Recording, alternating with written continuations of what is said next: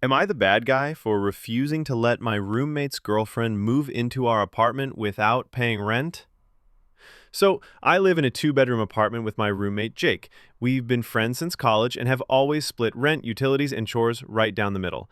It's a month-to-month lease, and honestly, everything has run super smoothly. No drama, bills get paid, and the apartment stays clean. About 2 months ago, Jake started dating Sarah. She's nice enough, and at first I didn't think much of how often she was around, but over time it became clear she was basically living here, like 5 to 6 nights a week. She uses the kitchen, the bathroom, the Wi Fi, and all our shared stuff. Again, I let it go because I figured it was just that honeymoon phase. Then, last week, Jake sat me down and said Sarah's lease is ending soon and he wants her to move in with us. I asked how we'd handle rent and utilities, and that's when he told me she's between jobs and can't afford to contribute right now, but she'd help out with chores. Now, I already do half the chores. Jake does the other half. So what's Sarah adding?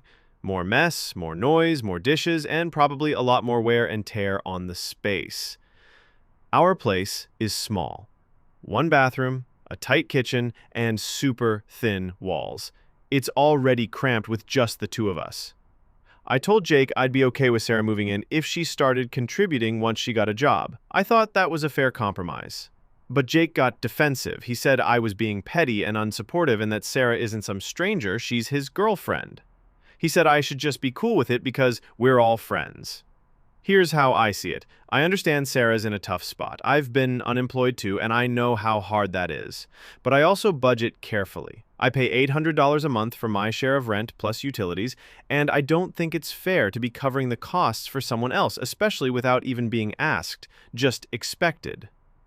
Jake says Sarah's cooked dinner a couple times, and that's her way of contributing, but come on. Dinner doesn't cover rent and electricity. Now the vibe is weird. Sarah avoids me, Jake's annoyed, and I feel like I'm the bad guy for not wanting to be taken advantage of. So, am I wrong for setting a boundary here? Or am I just trying to keep things fair in a space we both share?